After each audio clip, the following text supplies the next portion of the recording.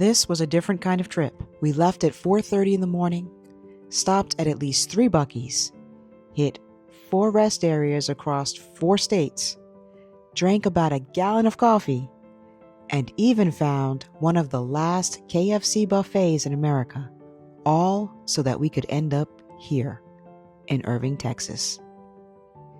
It wasn't our typical amp to glamp trip, but sometimes getting out of your routine reminds you of why you started traveling in the first place, and why we started traveling by RV.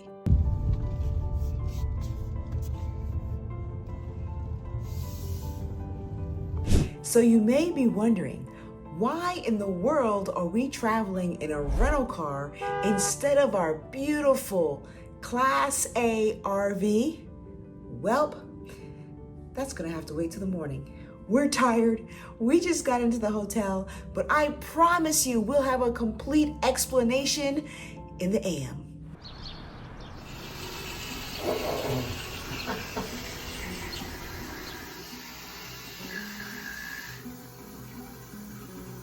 Really?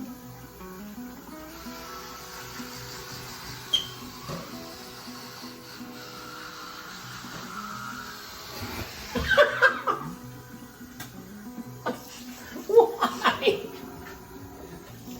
This is not. Why do you do this? This is not how this is supposed to work. Can't I do anything without a camera? I guess not. Good morning. So let's talk a little bit about where we are at. We are in a small town in Jackson, Tennessee. We are on our way to Irving, Texas, which is between Fort Worth and Dallas. Now, if you've been watching our channel for any amount of time at all, you know that I absolutely, positively, without any doubt, hate staying in hotels. Ugh! So, but this time we are forced to stay in a hotel for this trip. I am starving. My stomach is growling. I've been in this room way too long. So let's head down to the buffet and talk all about it. This is what happens when you don't stay in hotels. Both of us walking out without a key to the room, without our camera gear because we don't want to leave it in the room, and without my laptop because I don't want to leave that in the room either. We're a mess. We are such a freaking mess. The hotel buffet had this pancake machine. You just push a button and one rolls out for you. Pretty sure I hit that more times than I should have. Not too bad for a machine-made pancake, although I smothered it unintentionally in syrup. What'd you get, John? A frittata and some bacon. Now, you know I'm not a fan of hotels, but this one was pretty nice. Check out the pics of the lobby. Little study area or work area. Nice pool area and game area. So are we giving up RV life? Not a chance. There. Today, instead of loading up the RV, we're loading up the car. So let's get this trip going. On the way to Texas, we stopped in Tennessee to see Billy Tripp's Minefield, a massive metal sculpture he spent more than 30 years building by hand. It's one of the most unexpected roadside stops we've ever seen.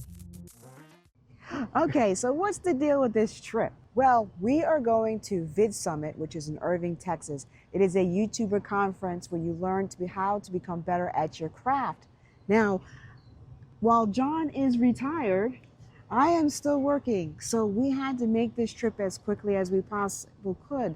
We needed to get down to Texas, Yes. go to the conference, and then head back home. And if any of you have an RV, you know how difficult it is. Well, I shouldn't say difficult because I would much rather be traveling in an RV, but it's difficult to go quickly in an RV. Yes. I mean, we had, what, a 10, 11-hour day yesterday? That's right. And that's in a car.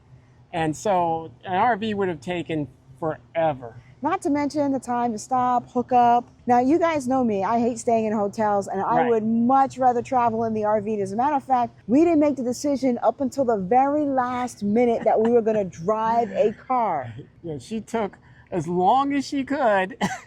to make that decision because I really, really wanted to RV, but there Yeah. were just so many complications with doing it. Like, we would have to stay 20 minutes away from the conference. Right. We would have to drive a little further out because there weren't a lot of places near the conference center. So we ended up driving and staying in hotels, which you know is one of my least favorite things to do. Yes, but at the end, the hotel there is right at the conference center. So it's much more convenient to go to the conference from the hotel than way down the road at the campsite because we would have driven. That's true, because there are activities that go on early in the morning. There are meetups. There's the conference, which goes until about, 5 or 6 Right. in the day. And then there are meetups afterwards. And we wanted to take this opportunity to meet other YouTubers that are in our space and in the Right. travel space and just kind of learn and absorb as much as we could. And this was the best way to do it. Now, why don't we rent a car instead of taking the Jeep? Well, it saves us on wear and tear and mileage, all kinds of things. Not to mention, we wanted something with a little bit more. Anybody who knows a Jeep knows this. And anybody who has a lifted Jeep in particular knows this. We wanted a nice smooth ride for these long 10-hour days we have. So one of the benefits also of having this car is that we can stop. Not to say we couldn't do it in the RV, but Right. we have to plan it a lot more if we're going to make stops with. We can just stop at little roadside attractions whenever we feel like it, and that's what we've done just now. We came across Billy Tripp's Minefield, which is America's largest metal sculpture. Now, the gentleman that created this, Billy Tripp, he's got exhibits all over the state of Tennessee. This sculpture is massive. I mean, here you've got these, the bottom part is for loading train cars with like grain or ore, but the top part, it goes on some sort of structure. So I'm like, where did he get all this heavy stuff? It's interesting, all this metal he's collected. I mean, look at these towers. They look like fire towers for watching forests. Hey, John, what do you think this up here is made of? I don't even know what this is. That looks like part of one of those radio antennas that we see everywhere. But he's put a lot of stuff on top of it. It has words up there, but I can't read them. Oh yeah, we should mention this. Like a lot of these over here have a lot of words. So we got this one up here that says, "My life for it lived knowingly for death." That's my life for it lived knowingly for death. What does that say over here, John? That This one right says, there. here I labor to live acceptingly trading. This must have taken a lot of time and effort. It's not the most beautiful thing I've ever seen. But it's art.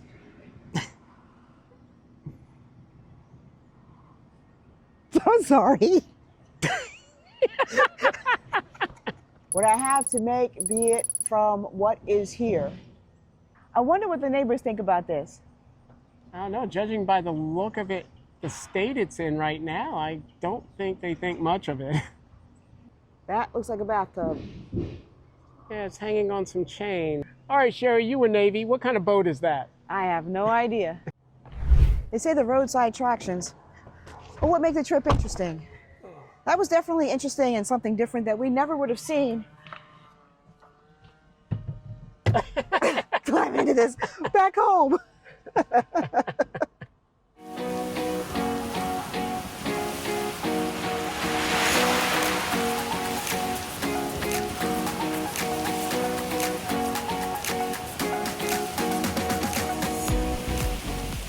I've never been through Arkansas before.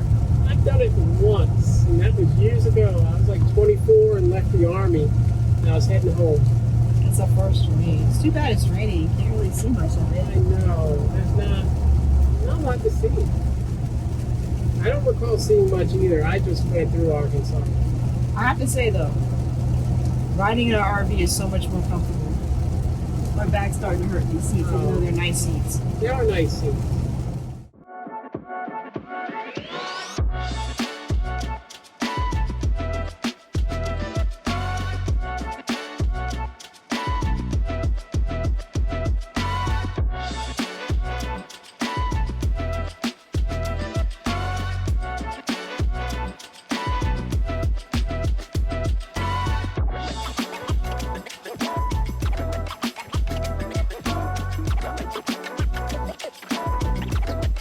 You know us, we can't pass up a good burger spot. So when we heard about this place in Benton, Arkansas, yeah, we were definitely making that stop at the Burger Shack.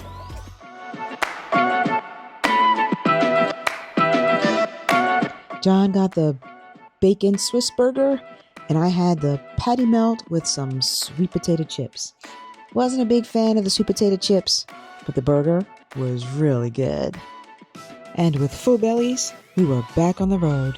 And this is about the point I fell asleep until we arrived in Texas. All right, I'm feeling really silly right about now.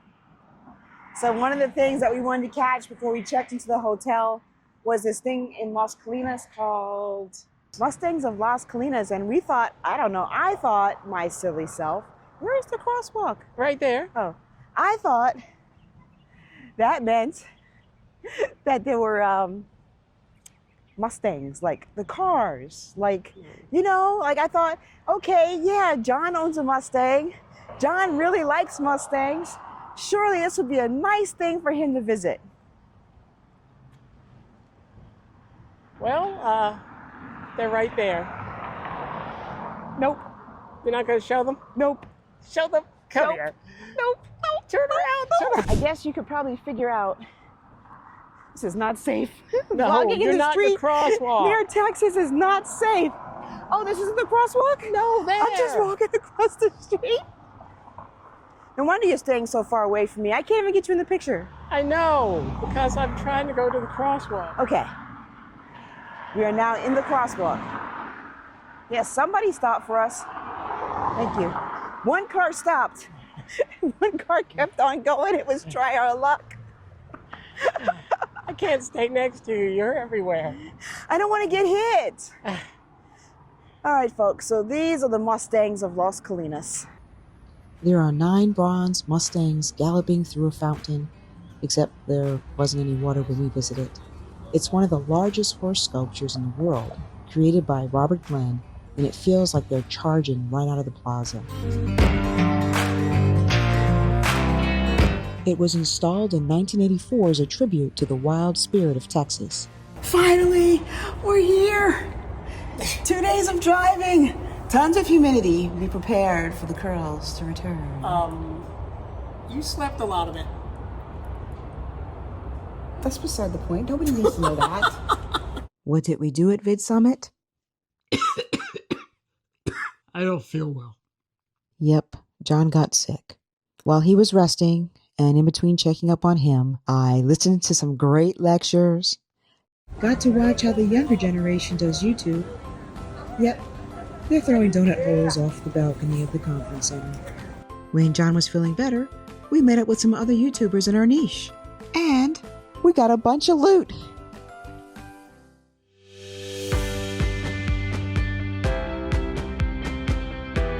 Before leaving the area, we stopped by the Mandalay Canal Walk, which is one of the prettiest and most unexpected spots in Las Colinas. It feels almost European, tucked inside of a modern city.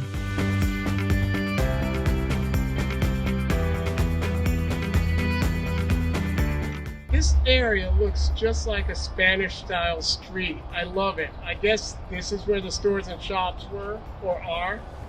Nothing's open. It's only 9:21 in the morning, so I'm not sure what would be open this time of day.